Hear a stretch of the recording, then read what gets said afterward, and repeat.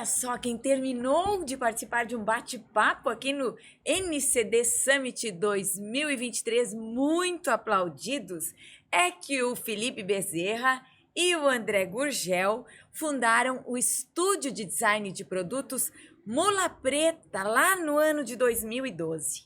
O André é designer, o Felipe é arquiteto e hoje o Mula Preta conta com 2 lojas, uma lá em Natal, onde vocês nasceram, e outra em São Paulo. Mas o prestígio da dupla já ultrapassou fronteiras, essa é a verdade. Premiados na Itália, em Portugal, na Alemanha e também no Chicago Atheneum Good Design Award, nos Estados Unidos. Parabéns, que maravilha tê-los aqui. Quem participa deste podcast com a gente nessa conversa são os conselheiros do CAUSC, arquiteto Henrique Lima, arquiteto Beto Gebara, que vão participar da nossa conversa. E eu queria começar perguntando o seguinte: vocês falaram a relevância da identificação do cliente com aquela marca. Afinal, não basta mostrar o que faz, mas principalmente por que faz.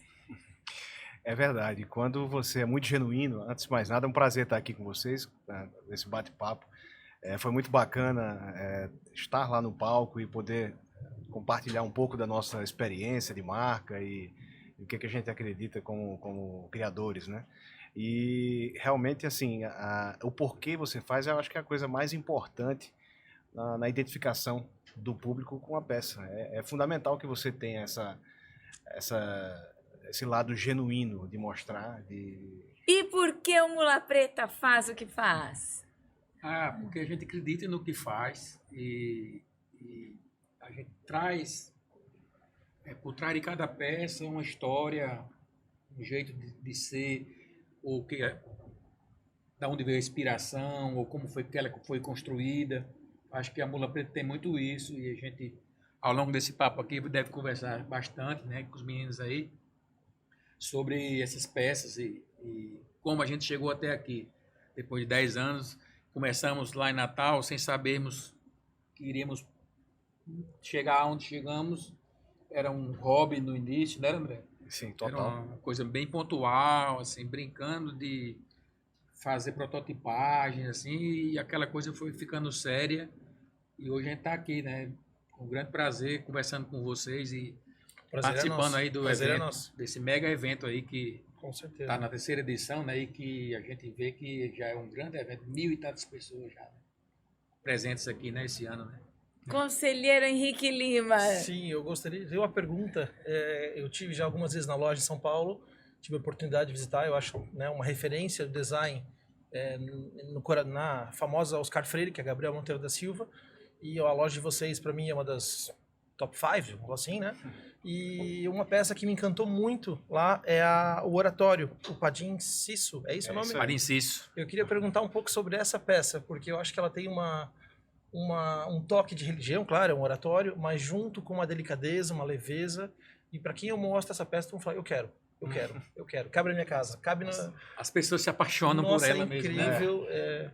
Da onde veio essa inspiração? Como é que surgiu essa peça? Aquela peça foi uma encomenda, assim. Um amigo nos pediu para desenharmos essa peça e a gente começou a rabiscar ideias e tal. E no final a gente nomeou de Padim Cisso, né, que é o santo nordestino lá. Às vezes tem um desenho mais formal, aí no caso do Padim Cisso tem a teca, cobre, e a brincadeira está no nome, né? E a gente usou mesmo Padim Cisso para ficar bem marcante. É uma peça que fez faz muito sucesso. Quis trazer um local para você colocar uma flor, você colocar uma vela, então assim, traz todo o universo religioso. É o design com a religião. Design com a religião. É difícil a gente encontrar isso, não é uma coisa, né, comum de você ver. E às vezes você tem um ambiente mais minimalista, avant-garde, e o oratório mais antigo não funciona tão bem. E acho que por isso que caiu no gosto de muitos arquitetos e decoradores, né? É uma simplicidade carregada de simbologia, né? Significado, né? E é tão simples e você consegue captar o que vocês falaram só olhando para ela, né? É isso. E 2 materiais apenas, tecnologia simplificada, mas ficou bem É uma das nossas peças campeãs de venda lá. Imagina. Outra que eu também tenho uma paixão, que inclusive ela está aqui, que é a Mesa Garoto. Eu acho que ela Sim. né, quem não olhe para ela e se identifique e ache incrível. De onde veio essa inspiração? Tudo bem, numa barra de chocolate Garota, a gente sabe, mas assim, como?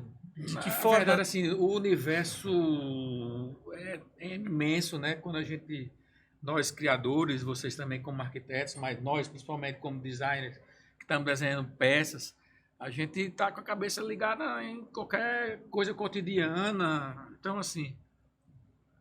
Mente aberta. Na verdade, assim, a gente inspiração absorve, veio, né? E depois veio o nome, né? O nome já é mais uma brincadeira que a gente Quem faz. sabe se a nossa ponte Hercílio Luz, depois de hoje, já O nome Garoto veio coroar. não vai para Muitas prancheta. muitas vezes as peças são bacanas, mas o nome ainda agrega mais na valor, peça, porque é um nome tem uma Brincalhão, brincadeira, entendeu? Então traz esse espírito irreverente que a gente costuma trazer nas peças, não é isso? Assim, ele falou bem, o radar está ligado o tempo todo. Quem é designer está absorvendo isso o tempo todo. A maneira como a gente traduz isso é que faz toda a diferença. Sim. Talvez de tantos universos em conjunto, o meu e o dele principalmente, e ainda existe uma coisa interessante que é a diferença de idade. Então, por exemplo, eu nunca usei um quichute. Ele já usou, a gente tem um banco quichute. O cara pensa, você é velho desse jeito? Eu não sou. Não precisa ser tão velho para ter usado Não precisa ser tão velho, né? Pô, sacanagem, né? Então, assim, a gente está desenhando ali, a gente acabou de terminar uma coleção e tinha umas mesas de centro que eram retalhos de curvas e É uma que não tinha nome. Não tinha nome, tá pronto. Então, a gente do aeroporto vai Estradas de Santos. As Tem curvas tanta das curva, Estradas de Santos. Já batizou Então, ali. já né? batizou a série de mesas Estrada de Santos. Então, tem Muito 5 bom. curvas que você compõe, faz do tamanho que quiser, usa 2 iguais, ou vai mexendo para lá e para cá. Mas o nome Estrada de Santos agregou à peça também uma história por trás, porque são curvas, de onde veio esse nome. Às vezes a justificativa do nome vem depois dele construído, mas Isso. explica muito, né? Isso, Mas isso. explica Traduz aquilo que vocês pensaram, só não tinha o nome ainda quando começaram a pensar, né? O nome Garoto surgiu depois que estava concretizada a peça. Podia Isso. ser chocolate, mesa de chocolate, Aham. mas era muito óbvio. É. Vamos colocar Garoto. Chocolate é óbvio. E como que esses prêmios internacionais impactam na produção de vocês? A chancela internacional é extremamente importante para a gente. Você participar de deliberações de grandes júris e de pessoas qualificadas para dizer que você está indo no caminho certo, né? Ainda mais em prêmios como esses últimos, o IF, que é Berlim, o IF, que é em Berlim. Isso. A gente foi para a premiação lá com o time, o Head Design da Apple. O cara estava lá do lado da gente recebendo o prêmio. Você imagina o que é isso, né? Então, significa que de alguma forma a gente acertou. E num universo tão grande aí, a gente tá seguindo um caminho correto. Então, para a gente é extremamente significativo. A gente usou essa estratégia há 10 anos atrás. Então, a gente ganhou alguns Estando em prêmios. Natal, né? Natal, fora do eixo, né? Nós sentamos um belo dia para escolher esse nome lá. E, em seguida, a gente foi traçar uma estratégia de como a gente conseguir reverberar nosso trabalho a partir de Natal. As redes sociais ainda estavam iniciando, né, André? Então, fomos fazer concurso. Ganhamos dezenas. No início foram... Então, você imagina, 2012, que a gente começou. De 2012 até 2016, a gente quase não tinha projeção nenhuma no Brasil. Mas o fato de a gente ter todos esses prêmios no início, a gente recebeu o convite para participar da Galeria Joseph em Paris, Paris Design Week, desse de Chicago, expôs na China. Isso até 2016 quase ninguém no Brasil conhecia. Mas em compensação lá fora, as revistas internacionais eram várias. Até que a gente em 2016 recebeu um convite de um amigo nosso que tem uma loja chamada Marché Art de Vie, que ele estava com outro espaço na Gabriel, que coincidentemente é na frente do nosso hoje. Que hoje é uma loja chamada Dean Lux. A gente foi e ocupou aquele espaço, foi a primeira exposição individual que a gente fez. Foi um sucesso, com esse nome, né? Mula Preta, bem E brasileiro. lá foi a moda da mula preta, foi em homenagem mesmo à Foi música. isso aí, a moda da mula preta. Então, tem uma foto de uma mula gigante, assim, uma cara assim. E foi muito legal que a gente levou todas as peças que a gente tinha até o então. momento, Né? né? Era uma dúzia, sei lá. Não era, André? Mas é a coincidência das coisas, né? Anos depois a gente montou uma loja na frente. Nunca esperava que isso ia acontecer. E uma arquitetura dessa loja também é incrível, né? Que é dele. Desde os cactos no paisagismo Então, até a taipa. Tem tudo um isso DNA ali da gente, total. A gente fez um jardim nordestino, convidou o Hanazaki, que é um grande paisagista de São Paulo, Alex Hanazaki. Interpretou bem o que o Felipe Queria queria que como projeto. Fizesse o Nordeste, então ele colocou cacto, sisal, coisas desse tipo, assim, bem áridas, com pedras, com...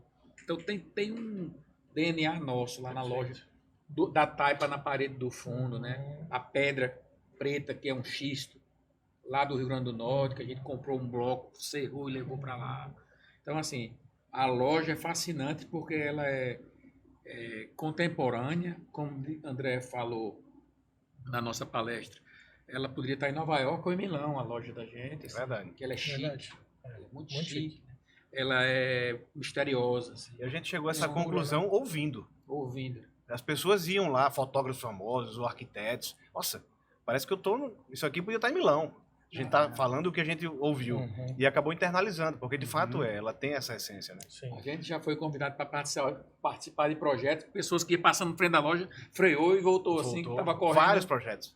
Mas O isso que é que é muito isso aqui? interessante. E o André tocou num ponto muito interessante que eu vejo assim, eu percebi que o design nacional, ele hoje ele é muito nivelado por cima, né? Mas até um tempo atrás, precisava que viesse um reconhecimento de fora, como aconteceu com vocês, verdade. né? Vocês precisaram de uma série de premiações internacionais para ser reconhecido nacionalmente, que sempre tiveram por aqui, né? Hoje eu já vejo um pouco diferente. Eu percebo que o mercado e as grandes fábricas começam a procurar internamente porque sabem que aqui tem uma plantação muito rica, né? Assim, É Eu exatamente tenho uma isso. pergunta também, a respeito da parte dos jogos, da diversão, né? Vocês têm uma linha nesse Sim. bem forte, bem marcante, né? Com um design surreal.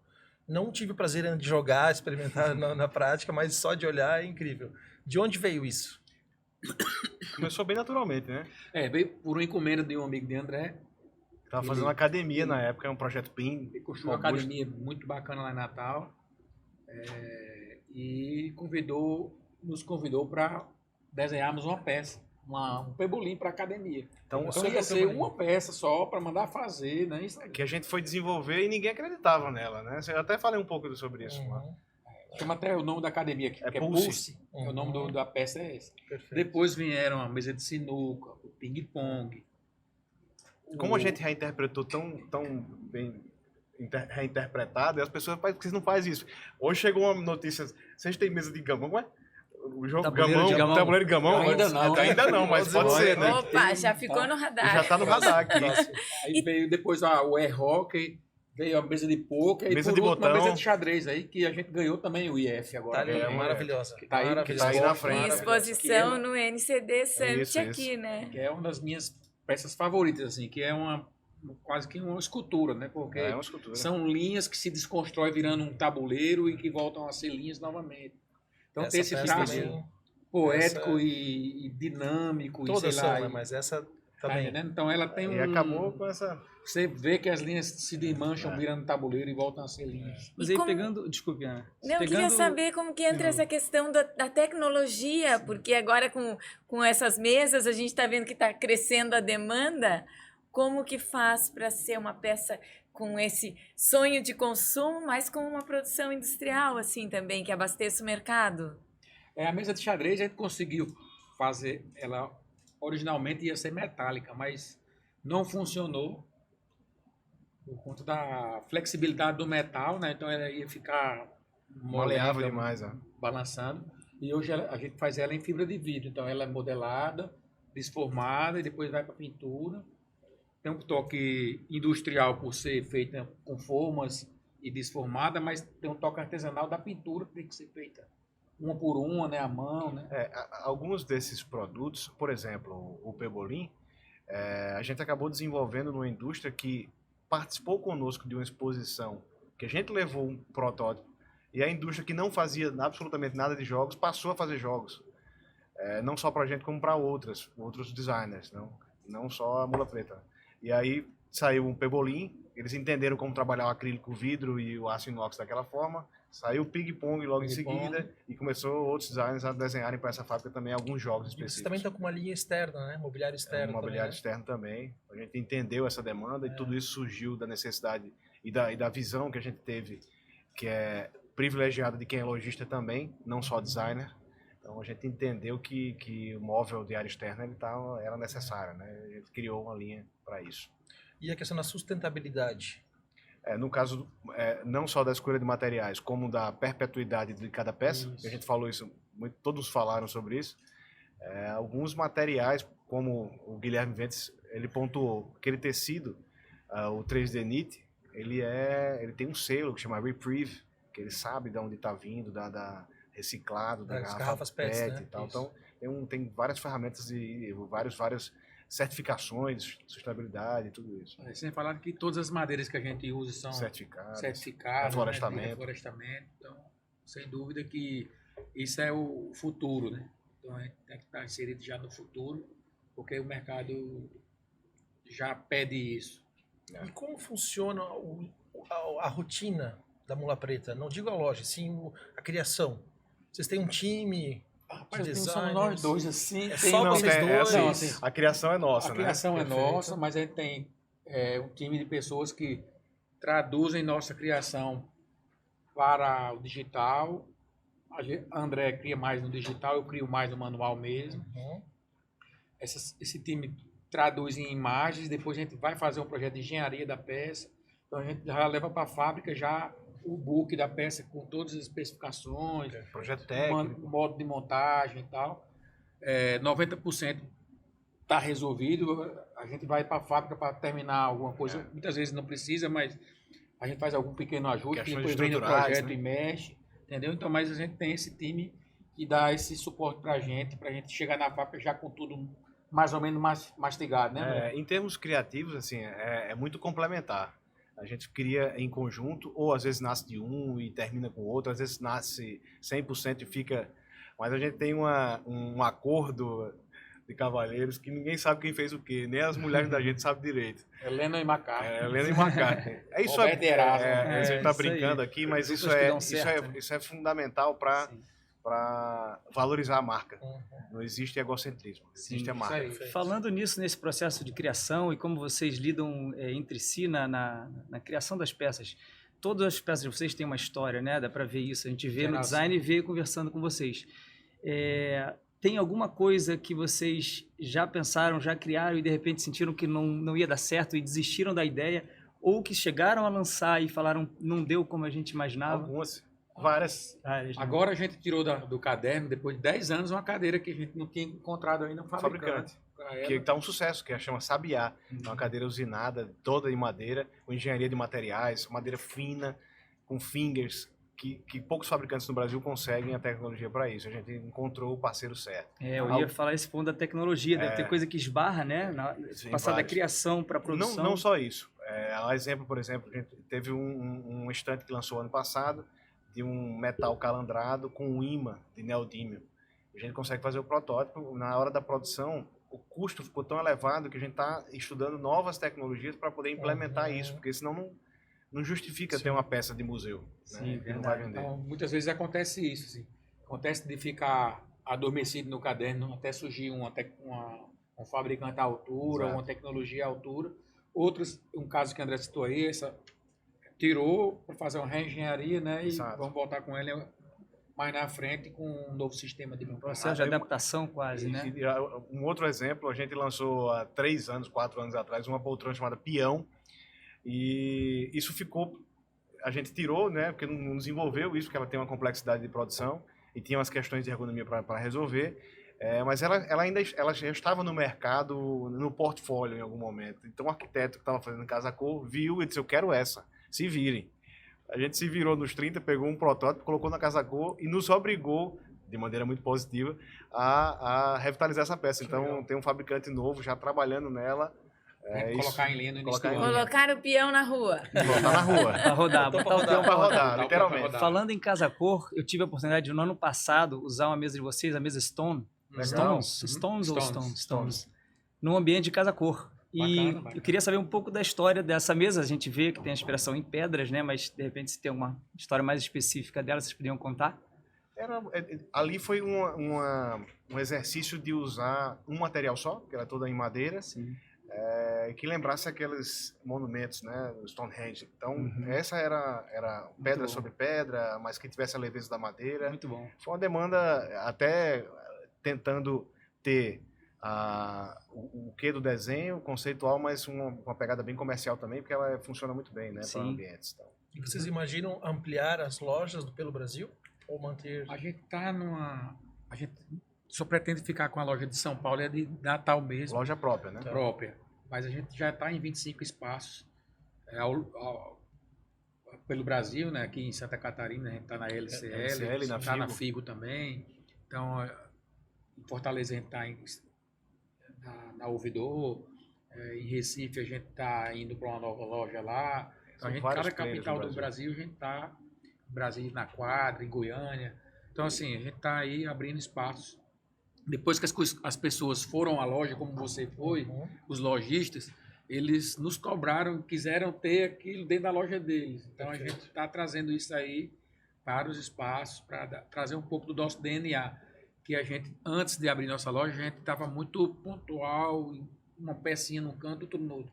Depois que a gente abriu nossa loja, foi que as pessoas conseguiram respirar nosso DNA, entender como é o nosso jeito de ser, que as peças conversam umas com as outras, elas têm uma característica muito marcante, que é esse toque de, sei lá, de carinho, de tocar alguma coisa dentro de você.